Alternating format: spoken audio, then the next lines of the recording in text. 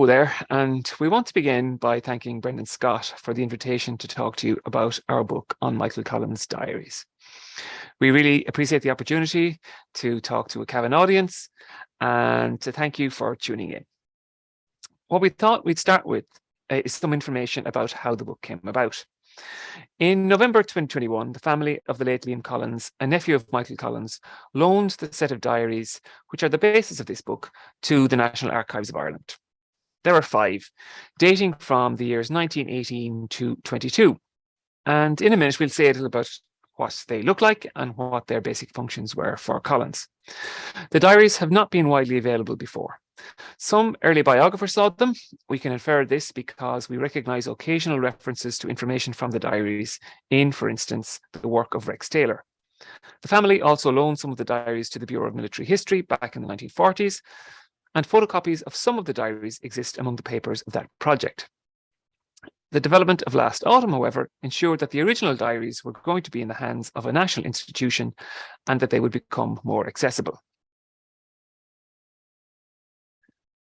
Immediately, Zoe Reid at the National Archive set about the task of conserving and digitizing the diaries with the purpose of making digital versions available to the public at Bishop Street in Dublin, the home of the National Archives, and at the Michael Collins House Museum in Clonakilty. And this has now happened. Meanwhile, as authors of a 2018 biographical study of Collins with Collins Press in Cork, we responded to an invitation from Orlaith McBride, Director of the National Archives, to produce something that would introduce the diaries. And it was from that invitation that this book emerged. Days in the Life, Reading the Michael Collins Diaries, 1918 to 1922, is published by the National Archives of Ireland in conjunction with the Royal Irish Academy. In the process of writing the book, we had access to the diaries themselves for a few precious hours on a couple of occasions, but we largely worked from digital images sent to us by Zoe Reid and some digital images we took ourselves for research purposes. Many of the images we will show you here were taken by Zoe and appear in the book, but there are a few others we have taken ourselves. We took them for research purposes at the time, and the quality is a little bit roperier in those cases, and apologies about that. So, as I say, there are 5. The first 3, 1918 to 1920, are working pocket diaries. In the case of 1918, for example, T, J and J Smith Limited of Charterhouse Square in London produced it. Smith was a leading manufacturer of diaries, and this one belonged to a range the company promoted as automatic self-registering diaries. You can see that there, the 1918 image on the left-hand side. The defining gimmick was a steel spring which held the owner's pencil in place, allowing it to double job as a bookmark. This ensured, as the ads explained, the page last written upon immediately found on opening the book with pencil ready to hand. The pocket diary market had been growing rapidly since the 1890s, encouraging companies like T.J. and J. Smith to produce an ever greater variety, designed and branded to meet a range of needs, an array of self-images. This one said clever, businesslike, practical, ideal for the busy office manager, and revolutionary. Unsurprisingly, Collins did not complete a page titled Personal Notes, leaving blank not simply his name, address, and telephone number, but his glove, collar, boot, and hat size, as well as his height and weight. He did paste a listing of Irish MPs from 1916 inside the front cover. You can see part of that on the far left of the screen here. And he struck through the departed, replacing each in pen with the by-election victor. In 1919, he switched from a burgundy cover to a red faux leather and to a Collins Gentleman's Diary number 174, and you can see that, an image of that on the right-hand side. The 1918 diary, the first one, was small. It was 12 centimeters long, 7.5 centimeters wide, and less than a centimeter deep, snug in his hand and safe in his pocket. Each week laid out across facing pages, Sunday to Saturday, in bold green print and in separate boxes, the daily boxes framed in red and lined in grey. You can see an example of a couple of pages from that right in the middle of the image here. The 1918 Collins Gentleman's Diary afforded him a page a day and consequently was slightly thicker, but the purpose did not change. And you can see an image from that on the left-hand side there. It's the day after De Valera has escaped from Lincoln jail, and you can see a reference to that on the page. These diaries were functional and in that sense only essential. They did not give his life meaning. He did not interrogate himself, nor did he explain himself to anyone else. Instead, these pages helped him to get to meetings on time most of the time. Do not imagine careful compositions, products of pause and contemplation, but hurried notes, necessary lists, addresses, aid memoir, donations, calculations, things to do, things not done, accumulations, asides, and abbreviations.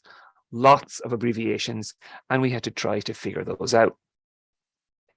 Come 1920, he invested again in a Collins Gentleman's Diary, exactly the same, but black.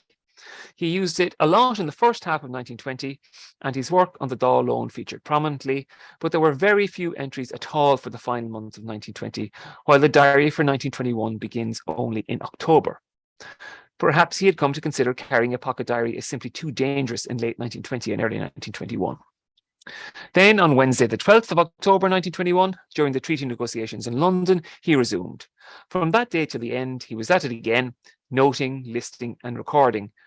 Gradually from late 1921 and definitively by 1922, he was essentially creating and working through what were daily to-do lists on the somewhat larger pages of a notebook, which he transformed into a diary by writing the day and the date on top. And you can see an example of this on the right-hand side here. And he's beginning the process of the daily to-do list here. You can see 1, 2, and 3 at the top of the page.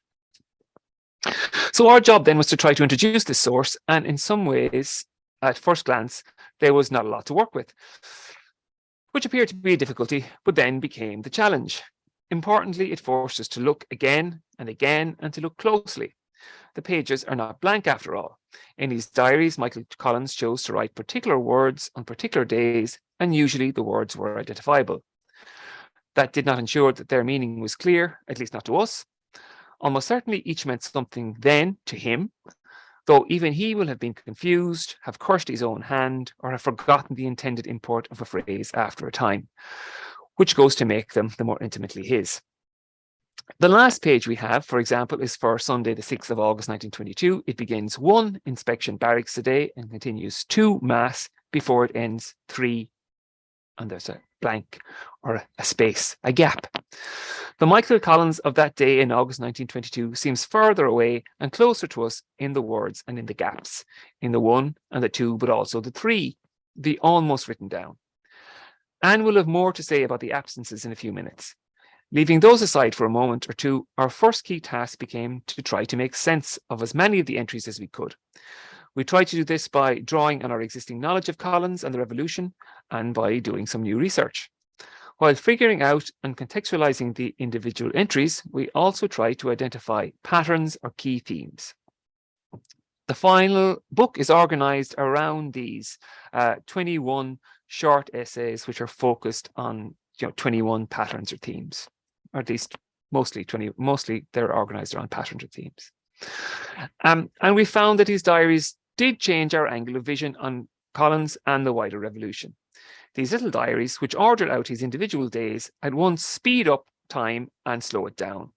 It is as if someone is showing us a newsreel, often too fast and then suddenly too slow. We get the relentless pace of revolution, but also the slow grind of individual days.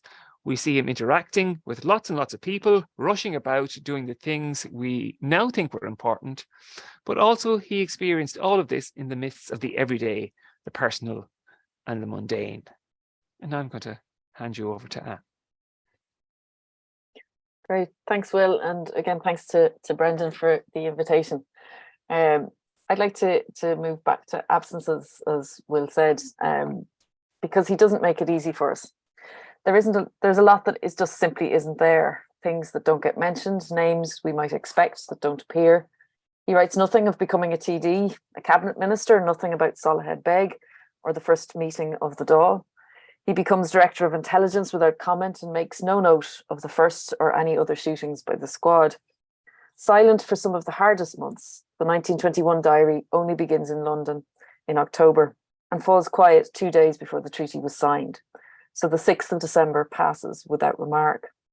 The Dáil voted on the treaty. He became chairman of the provisional government. Sir Henry Wilson was killed, all without a word from Collins in his diaries. Not a word. If we see these and his many other silences in the diaries as significant gaps, then perhaps more fool us.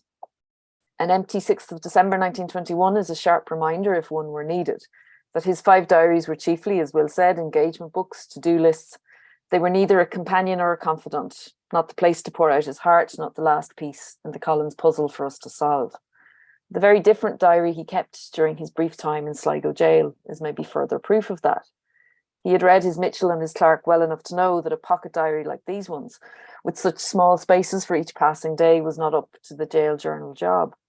The big diary, as he refers to it in the February 1922 diary, confirms that his own 1922 diary was just a private supplement to perhaps a more official appointment book that was maybe kept on his office desk. So these 5 diaries were largely notes of the things he needed to remember, and that doesn't necessarily make them repositories of the most important things. He knew he'd signed the treaty. He didn't need to write it down. Rather than conceive of his silences as missing parts, perhaps we need a different angle of approach. If we conceive of Collins as an extraordinary figure living through an extraordinary time, the diaries are something of a jolt. That familiar chronology that rushes through the revolution, that carries Collins swiftly from one significant moment to the next, is in these diaries, as Will suggested, slowed down to the pace of a day, and each day comes as likely concerned with his ordinary as well as his remarkable life. You can see here on the slide on the right from the 5th of August 1922 some of what seems to be this ordinary life. He makes a note, amongst other things, to get, as you can see there at the bottom, leggings, knickers, socks, collars, etc. That same morning, the newspapers were full of the funeral of Harry Boland, but there was no mention in his diary of his friend's death. We might choose to read that silence as quite callous, but Collins wrote of Boland's loss, of his own remorse in a more fitting place, usually in his letters to Kitty Kiernan. So maybe it's our assumptions that need to readjust. His diary isn't silent, rather those August pages hum with how he fills those harrowing days. The diaries are full of names, though. For all the absences, there are lots and lots of names. But names are rarely constant. People come and go, and there is that same scope to read more than we might into the gaps. Names we might instinctively associate with Collins, people like Liam Tobin, Tom Cullen, Joe O'Reilly, Richard Mulcahy, individuals who later wrote of themselves as Collins' closest confidants, such as Pierce Beasley, David Nelligan, or Bat O'Connor, make fleeting, infrequent appearances, and left to the diaries alone, one might question how much they really were, as Bat O'Connor called his book, with Michael Collins in the fight for Irish independence. But they, like so many others, were perhaps so essential, so ubiquitous. Why would he bother to write their names down? As 1919 moved into 1920, he must have been mindful of the consequences of his diaries being captured, that any name written was at risk. But apparent gaps had other causes too. Austin Stack is there through 1918 and 1919, but as Collins's responsibilities changed, Stack's name all but disappeared. Direct reference, for example, to Mrs. Dev appears in the diaries as often as her husband, but I think it would be unwise of us to assume that Eamon de Valera wasn't on his mind. Maybe because he wrote them so rarely, his direct notes of momentous moments maybe stand more starkly out, and why he chose what he chose is open to our surmise.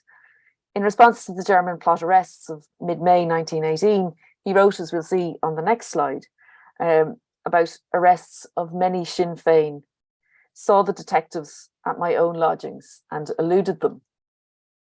The following days, you can see just there at the bottom, he added a rather maybe naive postscript.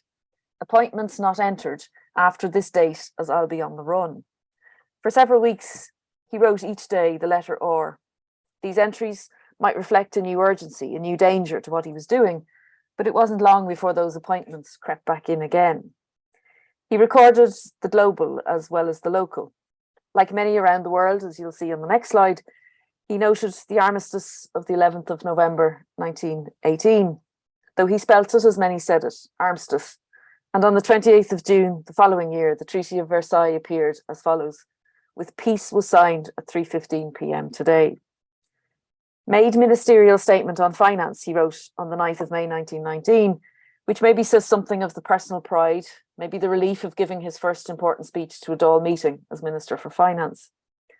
MC, C&C was his more muted response to becoming head of the army in the opening weeks of the Civil War. His note of the 29th of June, attack on the four courts continued, is equally spare enough to be a statement of fact, perhaps, but its brevity might just as well reveal a heavy heart. And this is where the sort of brevity of his diaries really does leave it so wide open to interpretation that we can either overread or maybe underread how little he says. Written in fragments more often than sentences, the temptation is to put a sense that suits us on what he writes. His silences might well discommode us, but in these notes written in the passing of a moment, he remains a Collins who refuses to be pinned down. But I think one of the things the diaries really opens up are maybe aspects of his life that we maybe haven't paid as much attention to before as we should have. As we'll see in the next slide, I think one of the things we were really struck by was just how present his family was throughout all of these diaries. And his family, if you like, his family life maybe, had its rhythms much like his working week. Sunday seemed to be his day for writing home, a habit perhaps formed when he was young in London and maintained at least through 1918 and 1919. And home was people as much as it was a place. Home meant his sisters Katie and Mary, his sister-in-law Catty, but home most often meant Hanny, the sister whom he had lived and grown up with in London, the one who knew the man he had turned into best. The arrival of a letter from Hanny was often worth noting in his diary, and the disappointment of her not arriving in Dublin as planned in May 1919 was certainly remarked. She appeared in the diary through his time in London in 1921, and he saw her again when he returned there in early 1922. As in any family, some siblings stay closer than others, and the address in Chicago for P.J. Collins, as he was described, scribbled at the back of the 1920 diary, suggests the stranger his brother Patrick had become. His diaries show that he thought of home at those times when home was most certain to be missed. And you can see here on the right, on Sunday, the 13th of April, 1919, you can see he writes a list of wrote to Hanny, Katie, Celestine, and Catty. The 14th of April was the anniversary of his mother's death, and this was the Sunday, obviously closest to it.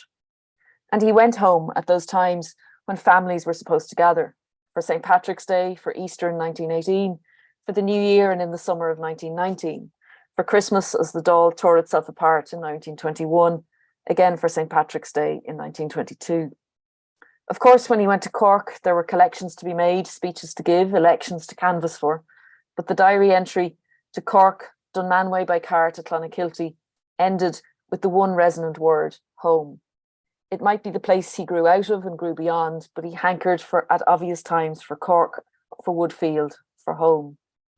As the youngest of 8, Collins had grown up as baby, as he was known to his siblings. He had become the most powerful man in the country by 1921. How that changed his family's sense of him is impossible to know, but his diaries do show him taking on new responsibilities for his siblings as the years went on and his status changed. I mean, it's very clear he was providing help for his sister Mary after her husband died. There's a note in the diary to make a doctor's appointment for Sean. But it had also clearly become quite dangerous to be a sibling of Michael Collins, and he knew Sean had paid a heavy price in the damage that was done to their home in Woodfield. But at the same time, through the diaries, it seems clear, even from their quite sparse references, that when he had become the notorious Michael Collins, his place in that family had fundamentally transformed. Baby, if you like, had grown up and changed them all. At that, I'll hand back to Will.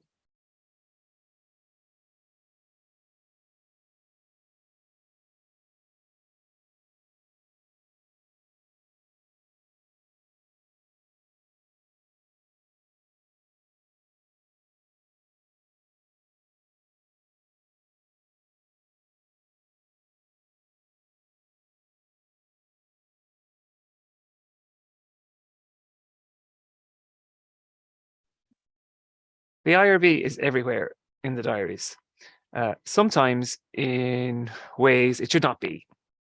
During 1919, Collins regularly took the role of what seemed to have been the meetings of his circle. For example, on the 24th of April 1919, you can see it here on the right, he noted that 26 were present, 7 excused, and 2 absent. More than that, he wrote, elected Michael Collins, and you can see there's a sort of circle beside that, J. Noonan, Sec, Joe Furlong, Trej. That circle was presumably his symbol for centre, head of the revolutionary cell. Sean Noonan and Joe Furlong, along with Joe's brother Matt, had been companions of Collins since the London days and had participated in the rising.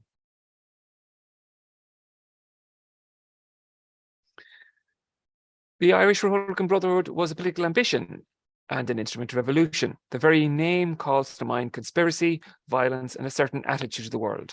Depending on your point of view, it was an identity forged in social activity, an elite version of patriotic Irish manualness, a vampire feeding on the organizations built by others, an anti-democratic menace, or all of these. It may not have been a family, but it was also a feeling of solidarity. It too was sentiment and obligation. On Tuesday, the 5th of March, Collins wrote in his diaries, removal of Mattie Murphy, 3 o'clock, from Mater H to Fairview Chapel, and on the next, funeral of Mattie Murphy at 3 o'clock. So perhaps you can see that in this slide here on Tuesday the 5th and Wednesday the 6th, as I say. The Irish Independent reported that several companies of volunteers attended the removal and that the coffin was draped with Republican colours. Murphy was, the headline said, a 67-man dead. Few obscure Ulfenians received quite so grand a send-off. Mattie Murphy was no Jeremiah O'Donovan Rossa, and no other features in this way in Michael Collins' diaries. But then Mattie Murphy, widower, weaver, retired to Artane, was the father of John Murphy, and John carried the tradition. It had taken him to raid the magazine fort at Phoenix Park on Easter week 1916 and into Stafford Jail and Frongach Camp with Michael Collins.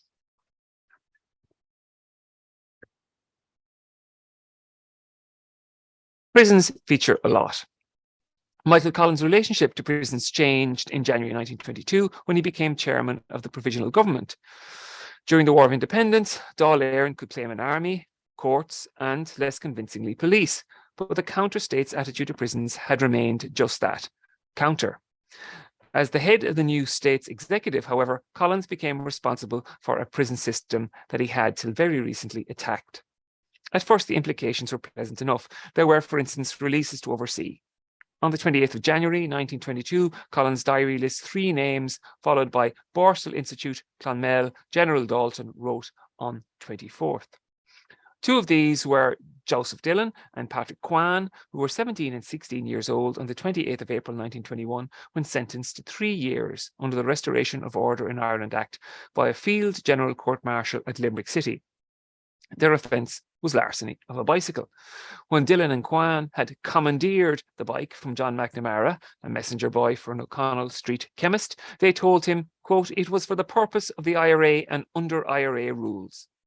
The Borstal's Register confirms that Dillon and Kwan were released on the 24th of January 1922 by order of the government, so General Dalton's message had gotten through. They were lucky. Con Shine from Clarksbridge in Cork was not so fortunate. While in that city on Friday the 23rd of June, campaigning at the general election of 1922, Collins did note 7 Con Shine Clonmel prison. Hopefully you can see that on the page in front of you on the right-hand side. Most likely one of Shine's relatives had pressed the 18-year-old's case on the most powerful man in Ireland, but Shine was to remain a note not crossed through. One in a list of 9 Collins made that day, a single task left unattended. No order of government arrived for Con Shine, whose offences were shop-breaking and larceny. By then, Collins had been campaigning for political prisoners for years. At first, it was a job. In February 1917, Collins became paid secretary and general office manager of the Irish National Aid and Volunteer Dependent Fund. That organisation supported prisoners and their families from 32 Bachelor's Walk, Dublin. And on Saturday, the 5th of January 1918, we find in the diaries a first 3 o'clock at 32. From then till Collins' arrest on the 2nd of April, signposts to meetings at number 32 are a regular feature. After April 1918, there is, however, just one on the 4th of May, and none once he left the Irish National Aid and Volunteer Dependence Funds employ in early July of 1918. Yet prisoners remained on his mind, albeit for a complex set of reasons.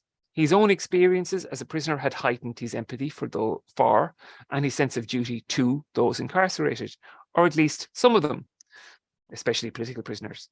For a time, too, it was a matter of professional pride, and though certain that his own days in prison were wasted, Collins understood the power of political prisoners.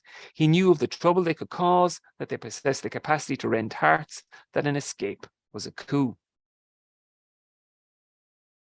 We've long known through collections of surviving correspondence that Collins maintained regular contact with Austin Stack, while the latter led Irish volunteer prisoners at Belfast and subsequently at Strangeways, Manchester during 1918 and 1919. The diaries do more than confirm this. Wrote Austin, or variations of that phrase, constitute a refrain from July 1918 through to August 1919 in the diaries. On St. Patrick's Day, 1919, the entry Oz corresponds to a letter in which he provided Stack with news of Dublin Corporation's support for a campaign of disobedience, then ongoing at Belfast Prison, and of the escape from Mountjoy Prison the night before of Robert Barton. According to Barton, Mick Collins was in a street nearby waiting to congratulate me. It is surely not too far a stretch to suggest that this was the cryptic tonight's appointment in Collins' diary of that day. And you can see there on the left-hand side, the 16th of March entry with the tonight's appointment down at the bottom. In that letter of the 17th of March, Collins also mentioned his concerns for some of the German plot prisoners recently released from England. A few of the men who returned are very poorly, particularly Pauline O'Keefe, he wrote when in contact with Stack. Over the preceding fortnight, he had counted them home in his diaries, alive and dead. First internee arrivals, Cosgrave Ginnell, Mrs. Clark, Countess arrived in Auchlea, and more somberly, Pierce McCann died in Gloucester this morning at 2:30, followed by P. McCann arrived, Dunleary, left Kingsbridge, 1 o'clock. So here you can see on Thursday, the 6th of March, down at the bottom, you can see the Pierce McCann died message, and just above it, you can see first the message about the first internee arrivals. Across 1919, he noted in his diaries the meetings of and donations handed to him for the Irish Republican Prisoners' Dependence Fund. Mountjoy featured in mundane ways on mundane days, Cigarettes for Joy, for instance, on the 24th of November 1919, and in significant ways on significant days. Releases from Joy Today on the 14th of April 1920. The 14th of April 1920 was the day which saw the end of a mass hunger strike at Mountjoy. How strange it must have been then on the 7th of July 1922 when he found himself considering question of prisoners and release and guarantees and a note recalmanum and readiness. Yet if the provisional government was to create its Irish Free State, to establish a monopoly of violence in the face of Republican resistance, then Michael Collins faced becoming a jailer on a mass scale in the summer of 1922. Collins' days filled with entries such as prison accommodation between 8 and 9, note re-prison accommodation, Maryborough, Kilkenny, Dundalk, and number 3, Galway Jail, 3A, Sligo Jail, 4, Waterford Jail. Michael Collins spent a lot of time thinking about money. If we were to mistake these diaries for a straightforward map of his mind, then we might come to believe that for the first 6 months of 1920, he thought about little else. That his every waking hour filled with money, day after day in long lists, representing amounts to be lodged and acknowledged. This is clearly not so. It is important not to exaggerate, nor to lose perspective, and yet the diaries reveal patterns, throwing his working life into relief. Just as they tell us that reorganizing the Irish Volunteers was a priority for him in the summer of 1918, they confirm in pound signs and in figures that the money possessed him for long stretches of 1920. Collins' relationship to the money, to the accumulation and use of it for revolutionary purposes, had been building over several years. At first, we tend to find it encompassed in the word fund. Before the diaries, there was, as mentioned, the Irish National Aid and Volunteer Dependence Fund. Then came the Irish Republican Prisoners Dependent Fund, which keeps bobbing to the surface throughout, especially in 1919. That year, too, on the 19th of May, in his role as Adjutant General of the Irish Volunteers, Collins wrote to Art O'Brien in London explaining that the headquarters staff had decided to reinstitute the Defence of Ireland Fund with a huge drawing of prizes. He sent on 100 books of raffle tickets for sale, setting out his expectations. As the Irish abroad cannot take so active a part in volunteer work as those at home, we confidently expect a vigorous effort in the one way they can be equally useful, the supplying of funds. The diary suggests that Collins had embarked on a round of arm twisting. For example, on the 6th of May, he wrote Woods about tickets drawing prizes, and on the 8th of May, he wrote Neil redrawing tickets.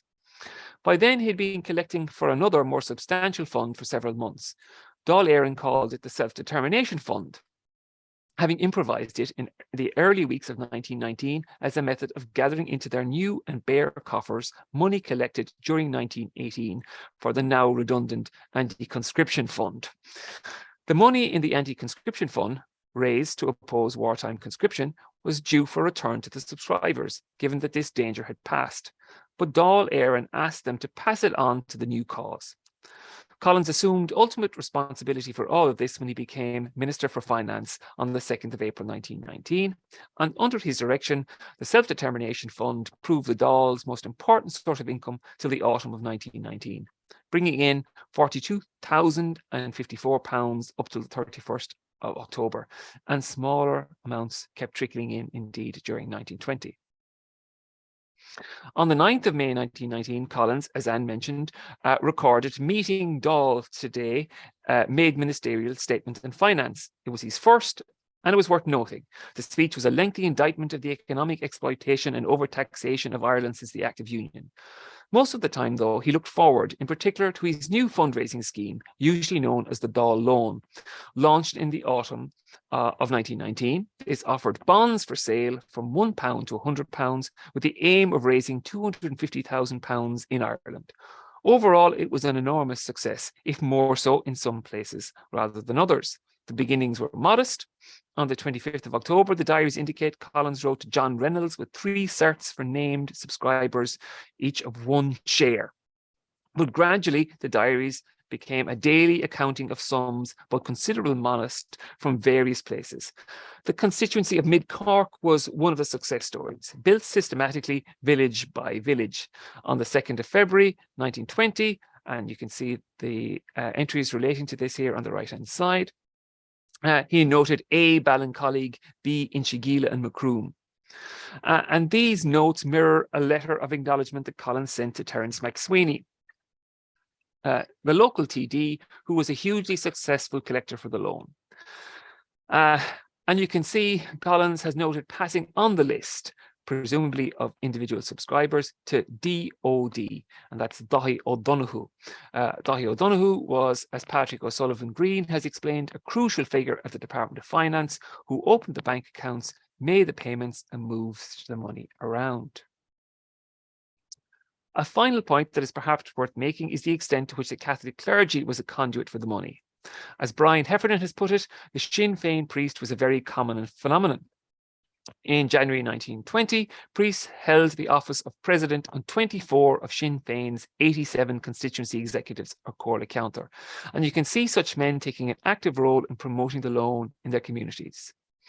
On the 24th of June 1920, Collins wrote Roscommon, N for North, £830 per Father Glynn Drumlyon. You can probably see that on the top of the page there. And further down the page, Tyrone, South Dungannon, 195 per Father Maguire. The next day, which is on the right-hand side, you can see £26, 7 and 6 per Reverend Canon Doyle, followed by Clare East, 255.10 suspense per Father O'Kennedy, and Cavan East, 268, Father O'Connell. Back to Anne. All right, thanks, Will. I think we'll move, I suppose, from Father O'Connell over to somewhere quite different. He's gone off to London. Because the 1921 diary begins only in October, I think we have to say something to you about London. On the 3rd of December 1921, Michael Collins wrote to Kitty Kiernan on headed paper from 10 Downing Street as follows. He wrote, "Dear Kitty, will you please look at the address I am actually writing here?" After almost 2 months of negotiations and 3 days before signing a treaty in London, he was still clearly impressed by that address. It was a long way from Woodfield to Downing Street, and it was a long way in many respects, as you can see maybe on the slide on the right. This is one of quite a few threatening letters that maybe arrived for the delegation before they reached London. This one suggesting this, that this is about Lloyd George's surrender. But it's typical, as you can see from the title, Mike the Murderer and Assassin. His 1921 and 1922 diaries have their share of daunting London addresses. You see places such as 2 Whitehall Gardens, the offices of the Cabinet, the Treasury Board Room, the Colonial Office, Lord Birkenhead's room in the House of Lords, the Chancellor's room, Churchill's room, 2 Sussex Gardens, which was Churchill's home, 32 Grosvenor Gardens, Birkenhead's house, and always back to Downing Street. And these new addresses brought new formidable names into the diaries. With no elaboration, such diary entries sum up how much his position had altered from his last diary entries of 1920. The diaries give us little more than these names and these addresses in London, but they reflect just how much Collins's life and work had irrevocably changed. As we can see, some of that even in the next slide, with his slightly tentative steps as he leaves Downing Street after the very first meeting of the negotiations. With the spotlight of a London conference, as he called it, there came a natural curiosity amongst the British public to see this man. On the 16th of November, he wrote to Kitty Kiernan as follows. He said, "The Tatler magazine has asked me to give them a sitting for a photograph," and his diary entry of the 17th of November would suggest that he had agreed to play along. 11:30, 2 photographers, he noted in the diary, came and got their photographs. He wrote in his diary also things like Augustus John, 28 Mallard Street, Chelsea, on the 26th of November. John Lavery had already begun to paint his portrait, and he noted this to Kitty: "I sat today for my portrait, my interesting life." But even in noting down Augustus John's name and Chelsea address in his diary, Collins was clearly tempted by the thought of sitting for the artist who had just painted Lawrence of Arabia. His diaries also record a new friendship in London, presumably born out of the same curiosity. Sir James Barrie, the novelist and playwright, first appeared in Collins's diary on the 14th of October 1921, and they continued to meet through those tense last months of 1921, and again when he went to London in 1922. Sir John Lavery described this friendship with Barrie as odd moments, but the diary entries imply the time spent with Barrie must have been time that Collins enjoyed. Barrie's plays had been among his favourites as a young theatre-goer in London, so even the hardened revolutionary must have been thrilled to spend time with the man who had invented Peter Pan. But this becoming a public figure in London was certainly used against Collins by those who later took an anti-treaty stance. As early as November 1921, rumours, as were described, of rowdy and drunken conduct at Hans Place, and the name of Michael Collins bandied about, as was written by one, as a central figure in alleged orgies could be heard. But his diaries give little cause to substantiate these accusations and claims. Instead, they order out his London days and nights predominantly in conferences, meetings, and work. The treaty negotiations, which began on the 11th of October and ended on the 6th of December, were not, as we might assume, uniform days of negotiation and discussion. Meetings were conducted around the day-to-day business of British government. The 1921 diary, which only began on the second day of the talks, notes Downing Street meetings that reflect this at various different times of the day, at 11 a.m, 3:30 p.m, some at 5 p.m. Entries such as meeting at Downing Street at 5, followed by special sub-conference on general question, or truce meeting at 3, 5:30 delegation, or appointment at 11:30 Treasury are just a small sample of the plethora of side meetings that were also a part of the negotiations. The schedule of the 13th of October 1921 sums up the pressure and the movement of these days. It began with a conference at 11, which adjourned only at 1:15, then on to a meeting with Lord Beatty and Winston Churchill at the Colonial Office, followed by another meeting of the Truce Committee at 4:30, which only finished at 7, and then he went back to prepare for the next day's work. What Collins thought of all this, he kept largely for his letters home. In those, he admitted as follows: "I am lonely and very, very discontented. In those he confessed, "I wish to God I were back home."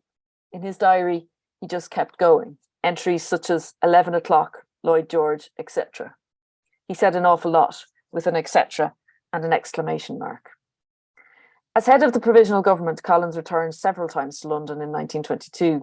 As we'll see in the next slide, his diary entry of the 6th of February 1922 provides the details of one of those later London days. And you can see it began quite early in Downing Street, off then to see his sister Hannie, then to Argyle Road, next on to Lord Birkenhead's home at Grosvenor Gardens, then to meet Crompton Llewellyn Davies, then off to the Colonial Office at 4:15, before going at 5:30 with Eamon Duggan to see Roger Casement's diary in the House of Lords, and then an hour later back to Downing Street, and then back to Jerram Court, where he was staying for a conference to end the day.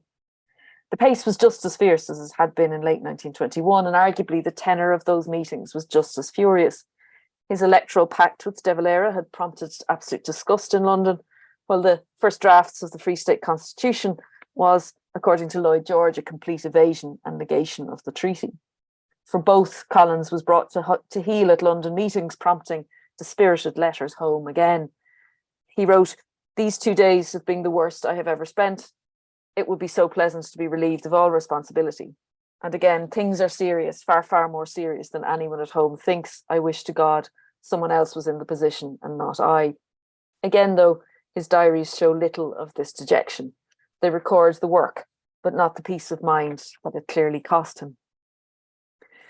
As we'll see in the next slide, this phrase "taking over" generally becomes one that dominates the 1922 diary. On the 31st of January, he used that phrase in his diary, partly to sum up, if you like, the amount of work that was ahead of him. The 1922 diary marks a real, I suppose, a clear shift in approach. As Will mentioned earlier, it becomes much more obviously these long to-do lists every single day. But really it marks other shifts, much more significant shifts, because all those big words of the revolution, freedom, republic, independence, those words that could indulge all sorts of hopes and expectations and notions of independence, now in a way had to be put into practice. The imminent reality of a new state, whatever its form, meant the lights had to be kept on, and it was coming time for plans to be borne out. It wasn't that Collins was without plans until this point. It is more that his diaries were not necessarily the place he chose to expand upon them. But he does leave us hints, though, throughout. One entry from November 1919 suggests his approach was a quite pragmatic one, even as early as that. He wrote about meeting with John Charters about the future financial relations between England and Ireland and about land purchase. And you can see through various points in the diaries, in 1920, for example, he talks about meetings about housing. The following day, he talks about a local government memorandum and an abolition of poor law idea. He was in no doubt, clearly, in those days about the scale of the problems, social and economic, that lay ahead of them. But back in 1919 and 1920, there were obviously limits to what could be achieved beyond keeping going as an underground government, which explains the different character the 1922 diary takes on. Immediately in January, he's writing the word estimates again and again and again, followed by balances. He just wanted to know financially where he stood. By the 28th of January 22, he was taken up with what he wrote as the question of financial returns, followed by a note to meet accountants on Monday. He was even preoccupied by, as he put it, the question of Russian trade relations, all on the same day. The following month, it was the phrase repayment of loans. And on the day that the National Army attacked the anti-treatyites in the Four Courts, he wrote note re-overdraft. But in those changed circumstances of civil war, he was also writing down things like £180,000 for defence. He was clearly, as he said, taking over generally, sizing up what was possible in the circumstances and what could be done.